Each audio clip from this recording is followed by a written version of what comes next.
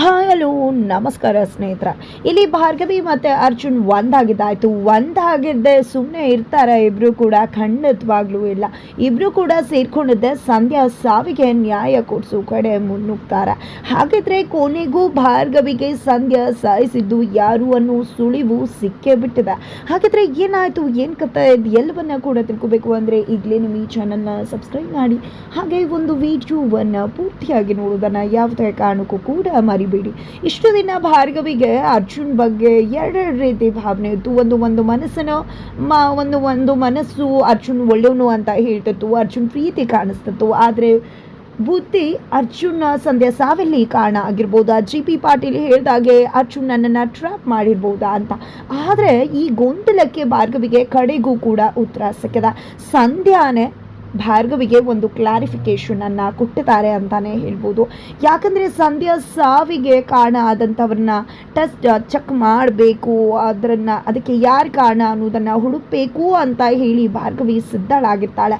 ಅದಕ್ಕೆ ಮೊದಲನೇದಾಗಿ ನಿಜವಾಗ್ಲೂ ಕೂಡ ಆಯ್ಕೆ ಮಾಡಿಕೊಳ್ಳೋದು ಅದು ಅರ್ಜುನನ್ನೇ. ಭಾರ್ಗವಿ ಅರ್ಜುನನ್ನು ಆಯ್ಕೆ ಮಾಡಿಕೊಂಡಿದ್ದೆ ಅರ್ಜುನ ಬ್ಲಡ್ಡನ್ನು ಟೆಸ್ಟ್ಗೆ ಅಂತ ಕಳಿಸ್ತಾಳೆ. ಅಲ್ಲಿ ಸಂಧ್ಯಾ ಸಾವಿನಲ್ಲಿ ಒಂದಷ್ಟು ಜನ ಭಾಗಿಯಾಗಿದ್ದರು, ಅವರ ಒಂದಷ್ಟು ಬ್ಲಡ್ ಸ್ಟ್ರೈನ್ಸ್ ಎಲ್ಲವೂ ಕೂಡ ಅಲ್ಲಿ ಸಿಕ್ಕಿತ್ತು. ಹಾಗಾಗಿ ಆ ಒಂದು ಬ್ಲಡ್ ಸ್ಟ್ರೈನ್ಗೆ ಈ ಒಂದು ಬ್ಲಡ್ ಮ್ಯಾಚ್ ಆಗತ್ತಾ ಅಂತ ಹೇಳಿ ಭಾರ್ಗವಿ ಇನ್ಸ್ಪೆಕ್ಟರ್ ಪ್ರತಾಪ್ಗೆ ಹೇಳಿದ್ರು. ಪ್ರತಾಪ್ ಕೂಡ ಅದನ್ನು ಟೆಸ್ಟ್ ಮಾಡಿಸಿದ್ರು. ಕೊನೆಗೂ ಇಲ್ಲಿ ಭಾರ್ಗವಿ ಬಗ್ಗೆ ಪ್ರತಾಪ್ಗೆ ಎಲ್ಲಿಲ್ಲದ ಗೌರವ ಅಭಿಮಾನ ಮತ್ತಷ್ಟು ಜಾಸ್ತಿ ಆಗೋಯ್ತು.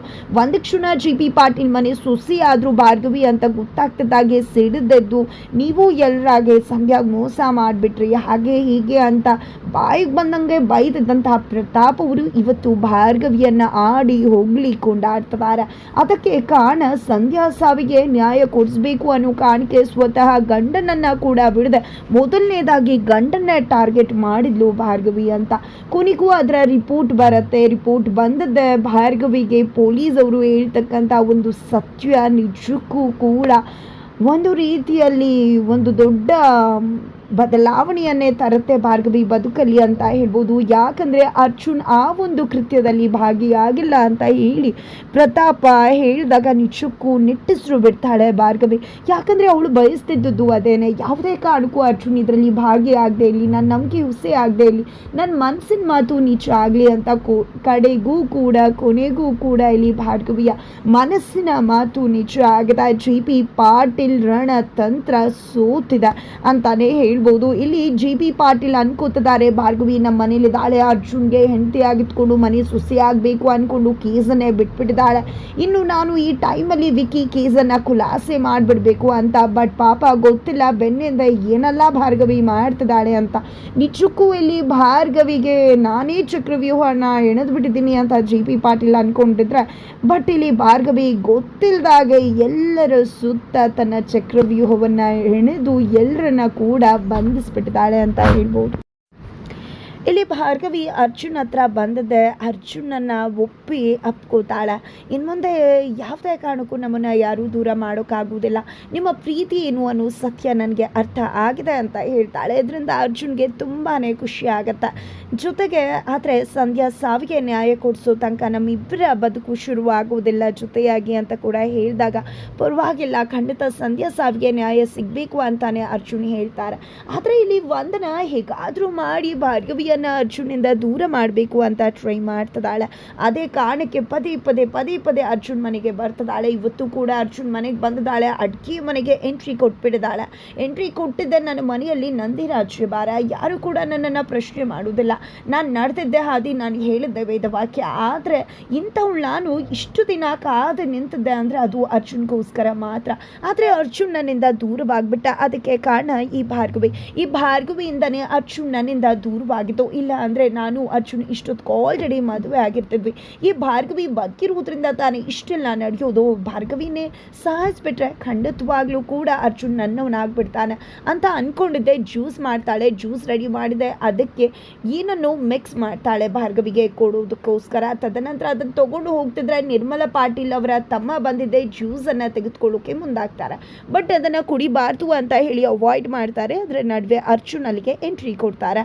ಯಾಕೆ ಮಾವ ಏನಾಯಿತು ಅಂದಾಗ ಜ್ಯೂಸ್ ಕೇಳ್ತಿದ್ದೀನಿ, ಹುಡುಗಿ ಕೊಡ್ತಾನೆ ಇಲ್ವಲ್ಲ ಅಳಿಮಯ್ಯ ಅಂತ ಹೇಳ್ತಿದ್ರೆ ಕೊಡು ಅಂತ ಹೇಳಿ ಅರ್ಜುನ್ ಹೇಳಿದಾಗ ಇಲ್ಲ ಇದು ನನಗೆ ಮತ್ತು ಭಾರ್ಗವಿಗೋಸ್ಕರ ಅರ್ಜುನ್ ಅಂದಾಗ ಅರ್ಜುನ್ಗೆ ಅಚ್ಚರಿ ಆಗುತ್ತೆ.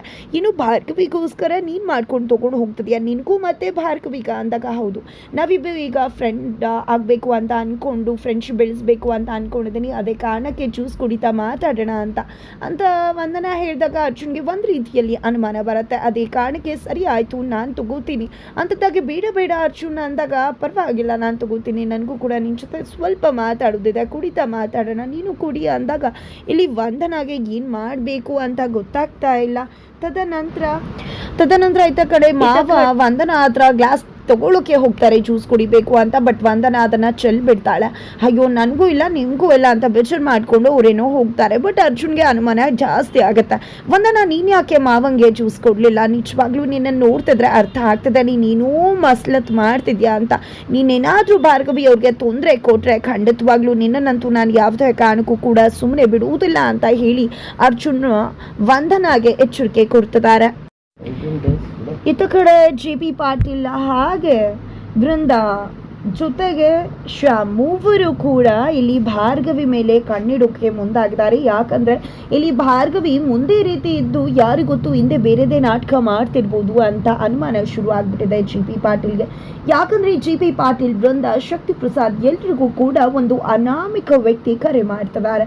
ಆಕೆ ಲೇಡಿ ಆಗಿರುವುದರಿಂದ ಇಲ್ಲಿ ನಿಜವಾಗ್ಲೂ ಭಾರ್ಗವಿನೇ ಈ ರೀತಿ ಮಾಡ್ತಿರ್ಬೋದಾ ಅಂತ ಅನ್ಸುತ್ತೆ. ಬಟ್ ಬೃಂದ ನನ್ನ ಕಣ್ ಮುಂದೆನೇ ಇದ್ಲು ಆ ಅನಾಮಿಕ ಕರೆ ಅಂದಾಗ ಭಾರ್ಗವಿ ಮೇಲೆ ಇದ್ದಂಥ ಅನುಮಾನ ಕ್ಲಿಯರ್ ಆಯಿತು ಅಂದ್ಕೊಂಡ್ರೆ ಶ್ಯಾಮ್ ಬೇರೆಯವ್ರ ಕೈಯಿಂದ ಮಾಡಿಸಿರ್ಬೋದಲ್ವಾ ಭಾರ್ಗವಿನೇ ಅನ್ನೋ ಮಾತನ್ನ ಹೇಳ್ತಾರೆ. ಹಾಗಾಗಿ ನಾವು ಕಣ್ಣ ಮುಚ್ಚಾಲೆ ಆಟ ಆಡಬೇಕಾಗಿದೆ ಈಗ ಅಂತ ಹೇಳಿ JP ಪಾಟೀಲ್ ಆ ಅನಾಮಿಕ ಕರೆ ಮಾಡ್ತಿರುವುದು ಯಾರು ಅನ್ನೋದನ್ನ ತಿಳಿದುಕೊಳ್ಳೋಕ್ಕೋಸ್ಕರ ಮುಂದಾಗ್ತಿದ್ದಾರೆ. ಇತ್ತ ಕಡೆ ಭಾರ್ಗವಿ ಶಕುಂತಲಾ ದೇವಿ ಹತ್ರ ಕೂಡ ಸಂಧ್ಯಾ ಸಾವಿನ ಒಂದು ಗುಟ್ಟನ್ನು ರಟ್ಟು ಮಾಡೋ ಕಡೆ ನಾನು ಪ್ರಯತ್ನ ಪಡ್ತಿದ್ದೀನಿ, ನಾನು ಕೋರ್ಟ್ಗೆ ಹೋಗದೇ ಇದ್ರೂ ಕೂಡ ಆ ಸತ್ಯವನ್ನು ತೆರೆದಿಡೋ ಪ್ರಯತ್ನದಲ್ಲಿದ್ದೀನಿ ಅನ್ನೋ ವಿಷಯವನ್ನು ಹೇಳುವುದಕ್ಕೆ ಹಿಂಜರಿತಾಳೆ. ಅವ್ರ ಹತ್ರ ಕೂಡ ಸತ್ಯವನ್ನು ಮುಚ್ಚಿಡ್ತಾರೆ. ಆದರೆ ಶಕುಂತಲಾಗೆ ತುಂಬ ಚೆನ್ನಾಗಿ ಗೊತ್ತದೆ ಇಲ್ಲಿ ಭಾರ್ಗವಿ ಖಂಡಿತ ಸಂಧ್ಯಾ ಕೇಸನ್ನು ಬಿಟ್ಟಿರುವುದಿಲ್ಲ, ನನ್ನ ಹತ್ರ ಕೂಡ ಅವಳು ಬಿಟ್ಕೊಡ್ತಿಲ್ಲ ದೇವ್ರೆ, ಅವಳಿಗೆ ಸಂಧ್ಯಾ ಸಾವಿಗೆ ಕಾರಣದವ್ರು ಯಾರು ಅನ್ನೋದನ್ನು ಆದಷ್ಟು ಬೇಗ ತಿಳಿಸ್ಕೊಡು ಅಂತ. ಅದಕ್ಕೆ ಸರಿಯಾಗಿ ಇಲ್ಲಿ ರೀತು ಬ್ಯಾಗಲ್ಲಿ ದುಡ್ಡಿದೆ. ರುದ್ರ ಅವ್ರು ಬಂದು ಯಾಕೆ ಏನು ಯಾರ್ದು ಅಂತೆಲ್ಲ ಕೇಳ್ತಾರೆ, ಫ್ರೆಂಡು ಅಂತಾಳೆ. ಬಟ್ ಇದನ್ನೆಲ್ಲ ಕೇಳಿಸ್ಕೊಂಡಂತ ಭಾರ್ಗವಿಗೆ ಅನುಮಾನ ಬರುತ್ತೆ. ಮೊದಲೇ ರೀತು ಬಗ್ಗೆ ಡೌಟ್ ಇತ್ತು, ಈಗ ದುಡ್ಡು ಬೇರೆ ಸಂಧ್ಯಾ ಸಾವಿಗೆ ಸಂಬಂಧಪಟ್ಟಿರ್ಬೋದಾ ಅನ್ನೋ ಅನುಮಾನ.